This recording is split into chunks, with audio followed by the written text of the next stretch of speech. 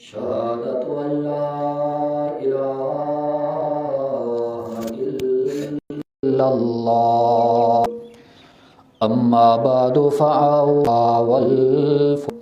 خود کو دیا بناؤ کہ رمضان آ رہا ہے، شام و سحر جلاؤ رمضان آ رہا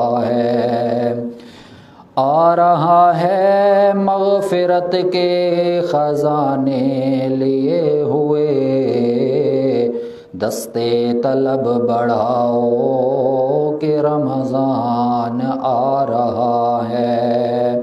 پھر آئے نہ آئے ہمیں کچھ خبر نہیں،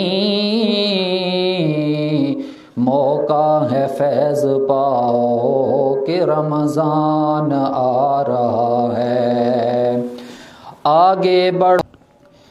واجب الاحترام سامعین کرام، اللہ رب العزت کی لا ریب بے عیب کتاب قرآن مجید فرقان حمید، دوسرا پارہ سورۃ البقرہ کی ایک آیت کریمہ 185، اس کا کچھ حصہ آپ لوگوں کے سامنے خطبے کے اندر تلاوت کیا ہے۔ اللہ رب العزت کے آگے دعا گو ہوں کہ اللہ رب العزت مجھے صحیح حق بیان کرنے کی، آپ لوگوں کو سن کر توجہ اور دھیان کے ساتھ سننے کی، پھر سمجھنے کی، پھر ہم دونوں فریقوں کو اللہ رب العزت اس پر عمل کرنے کی بھی توفیق عطا فرمائے۔ شعبان کا مہینہ ہماری زندگیوں سے چند دن کے بعد چلا جائے گا، اس کے بعد آنے والا مہینہ بڑی عظمتوں والا، بڑی شان والا، بڑی بلندی والا اور بڑی باعث مغفرت اور باعث برکت والا مہینہ ہے۔ وہ ہماری زندگیوں کے اندر آئے گا۔ اس مہینے کے آنے سے پہلے ہمیں بھی اس مہینے کی تیاری کرنی چاہیے۔ اللہ کے پاک پیغمبر محمد الرسول اللہ سب کو صلی اللہ تعالی علیہ وسلم جو ہی شعبان المعظم کا مہینہ آتا تھا تو مکمل طور پر میرے پیغمبر محمد الرسول اللہ صلی اللہ تعالی علیہ وسلم اپنا بستر لپیٹ دیا کرتے تھے اور عبادت کے لیے تیاری شروع کر دیا کرتے تھے کہ اب آنے والا جو مہینہ ہے رمضان المبارک والا مہینہ، اس مہینے کے اندر جتنی زیادہ عبادت کی جائے اس کا دگنا اور چگنا اس کا ثواب ہو جاتا ہے۔ تو میرے پاک پیغمبر پہلے سے تیاری کر لیا کرتے تھے۔ آج کے خطبہ جمعۃ المبارک پر میں آپ کے سامنے جو مضمون لے کر آیا ہوں وہ مضمون ہے استقبال رمضان المبارک،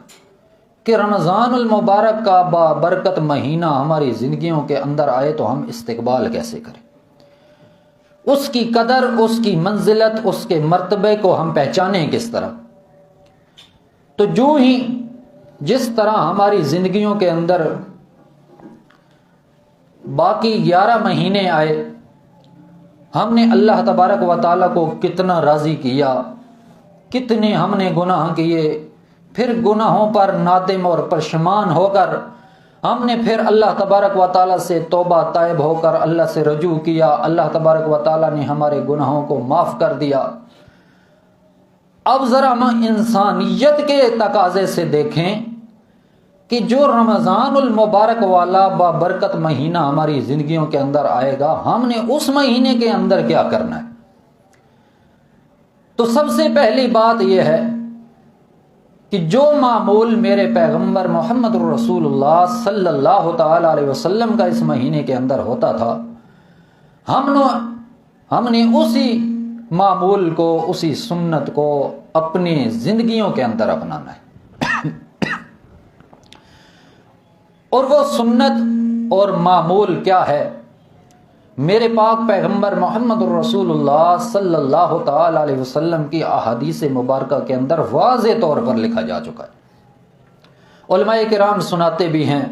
واعظین سناتے ہیں، مقرر سناتے ہیں، مدرسین پڑھاتے ہیں، لیکن پڑھنے، سننے سنانے کے باوجود ہم اس پر عمل نہیں کرتے، تو ہماری حالت یہ ہے کہ ہم نے خود کو جہاں تک بدلنا تھا ہم نے بدلا نہیں ہے۔ اللہ رب العزت نے قرآن مجید کے اندر اس ماہ رمضان المبارک کی بڑی فضیلت بیان فرمائی ہے۔ ایک تو اس کی فضیلت یہ ہے کہ اس کے اندر قرآن والی کتاب ہمارے اوپر نازل ہوئی، جو محمد الرسول اللہ صلی اللہ تعالی علیہ وسلم پر نازل ہونے کے بعد اللہ کے پیغمبر نے ہم تک پہنچائی، اور آج جس کا ہم بیان اور واعظ کیا کرتے ہیں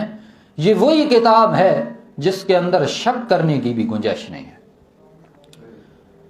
باقی رہی بات، آج کر اگر کوئی کہے کہ اس کتاب کو پڑھ کر میں دیتا ہوں تم سنو،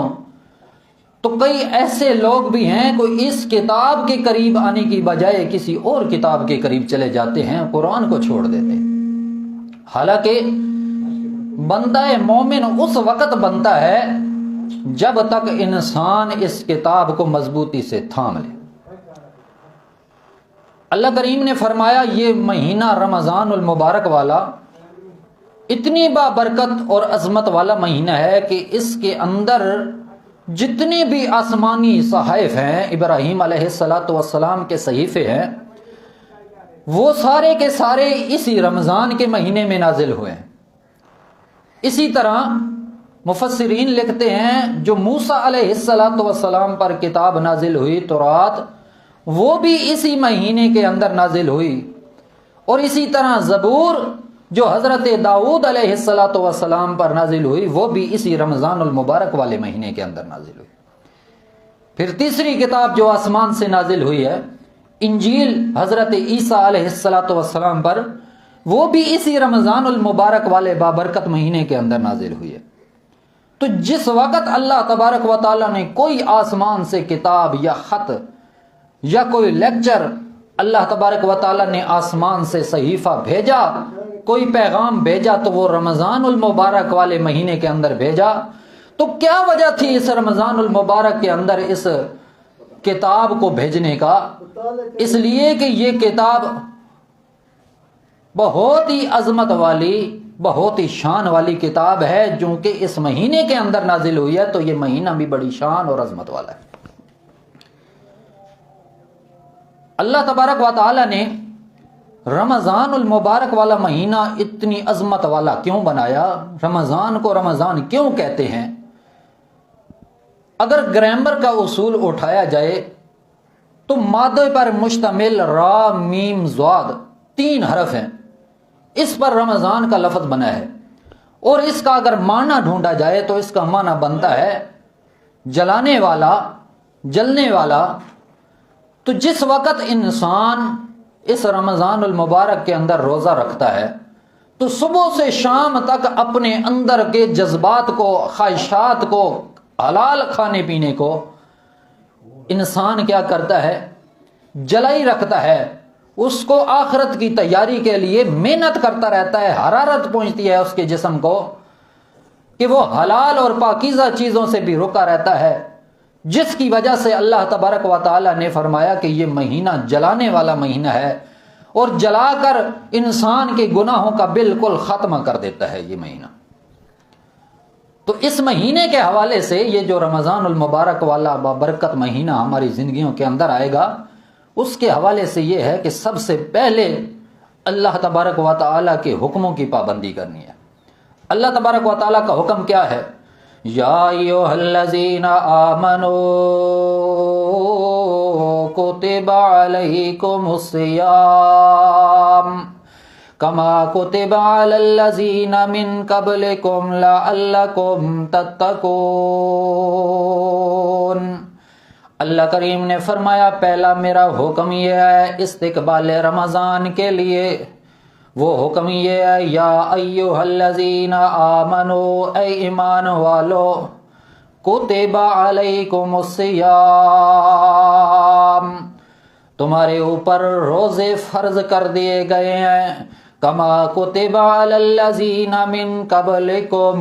جس طرح تم سے پہلی امتوں پر روزے فرض کیے گئے تھے، اب اس مہینے رمضان المبارک کے اندر ہم نے روزے رکھنے ہیں، کیونکہ اللہ کریم نے ایمان والوں کو حکم یہ دے دیا ہے کہ باقی امتیں جتنی گزر گئی ہیں، کسی پر جو بھی روزے جس نوعیت کے ساتھ فرض کیے گئے تھے ان کے اوپر اس طریقے سے فرض تھے، ہماری امت پر رمضان المبارک کے بابرکت مہینے کے روزے فرض کر دیے گئے ہیں۔ لہذا اللہ کا حکم اور قانون مانتے ہوئے ہمیں یہ حکم ہوا ہے کہ ہم نے بھی پورا مہینہ رمضان المبارک کے روزے رکھنے ہیں۔ اللہ کریم نے فرمایا اس لیے روزے رکھنے ہیں لعلکم تتقون، تاکہ تم تقوی اختیار کر لو، تاکہ تم ڈر ڈر کے زندگی گزارنے لگ جاؤ، اللہ کا قانون مانتے ہوئے زندگی گزارنے لگ جاؤ۔ اللہ کریم نے فرمایا یہ تو میرا پہلا قانون ہے کہ رمضان المبارک کے اندر روزے رکھنے ہیں اور باقاعدگی کے ساتھ لگاتار روزے رکھنے ہیں۔ اللہ کریم نے 11 مہینوں کے اندر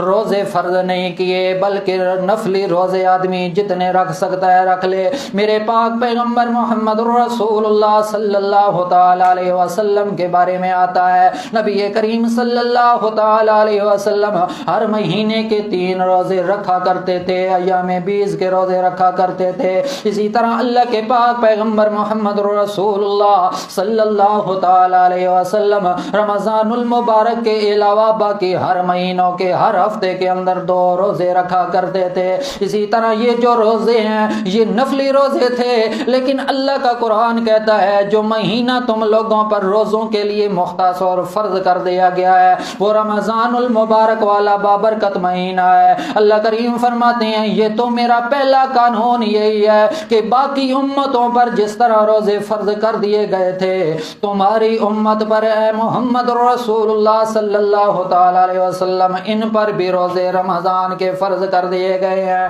نبی کریم صلی اللہ تعالی علیہ وسلم فرماتی ہے قال النبی صلی اللہ تعالی علیہ وسلم یہ رمضان کا مہینہ ایسا مہینہ بابرکت اور عظمت والا اور شان والا مہینہ ہے کہ نبی کریم صلی اللہ تعالی علیہ وسلم فرماتی ہیں اذا دخل رمضان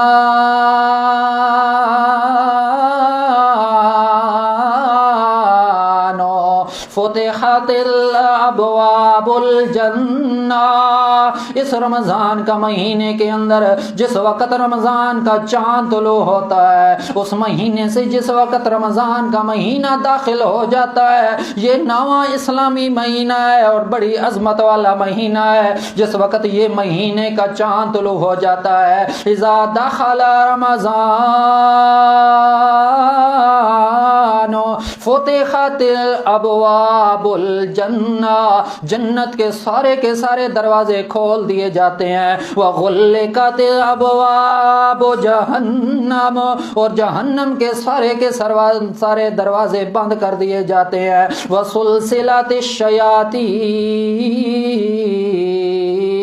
اور شیاطین کو جکڑ دیا جاتا ہے، بند کر دیا جاتا ہے، ان کو قید کر دیا جاتا ہے۔ اللہ کے پاک پیغمبر محمد رسول اللہ صلی اللہ تعالی علیہ وسلم فرماتے ہیں اس مہینے کی عظمت اور شان یہی ہے کہ اس کے اندر اللہ تبارک و تعالی نیکیوں کے دروازے کھول دیتے ہیں اور انسان نیکی کرتا جاتا ہے، اور جو نیکی پچھلے مہینوں کے اندر آدمی کرتا ہے کل 11 مہینوں کے اندر جو نیکیاں کرتا ہے اس کا اپنا حساب ہوتا ہے، لیکن رمضان المبارک کے اندر کی ہوئی نیکی کا حساب کتاب ڈبل ہو جایا کرتا ہے۔ نبی پاک صلی اللہ تعالی علیہ وسلم فرماتے ہیں، حدیث پاک کے اندر آتا ہے، نبی کریم صلی اللہ تعالی علیہ وسلم فرماتے ہیں رمضان المبارک کے اندر جو آدمی نفلی نمازیں عبادتیں کرتا ہے اس کی تعداد، اس کا حساب کتاب، اس کا ثواب اللہ تبارک و تعالی رمضان کے مہینے کے اندر بڑھا کر فرضوں کے برابر کر دیتے ہیں، اور فرضوں کا ثواب بڑھا چڑھا کر نبی کریم صلی اللہ تعالی علیہ وسلم فرماتے ہیں اللہ کریم بڑھا چڑھا کر 70 فرضوں کے برابر کر دیتے ہیں۔ یہ اتنی شان والا اتنی عظمت والا مہینہ ہے۔ پھر اس کا اور خصوصیت یہ ہے کہ یہ ایسا مہینہ ہے جس مہینے کے اندر میرے پاک پیغمبر محمد رسول اللہ صلی اللہ تعالی علیہ وسلم کے اوپر قرآن نازل ہوا ہے۔ پہلے لوح محفوظ سے نازل ہوا، اترا، پھر اس کے بعد 23 سالہ عرصے کے اندر میرے پاک پیغمبر محمد رسول اللہ صلی اللہ علیہ وسلم پر آہستہ آہستہ اترتا گیا اور یہ مکمل ہو گیا۔ پچھلے جمعے پر بھی میں نے وہ آیت کریمہ پڑھی، الیوم اکملت لکم دینکم واتممت علیکم نعمتی ورضیت لکم الاسلام دینا۔ تو نبی کریم صلی اللہ تعالی علیہ وسلم نے فرمایا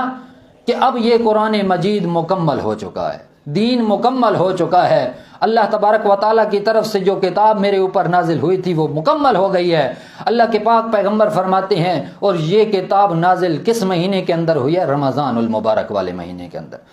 اور پھر اللہ کریم فرماتا ہے یہ رمضان المبارک والا اتنی عظمت والا مہینہ ہے،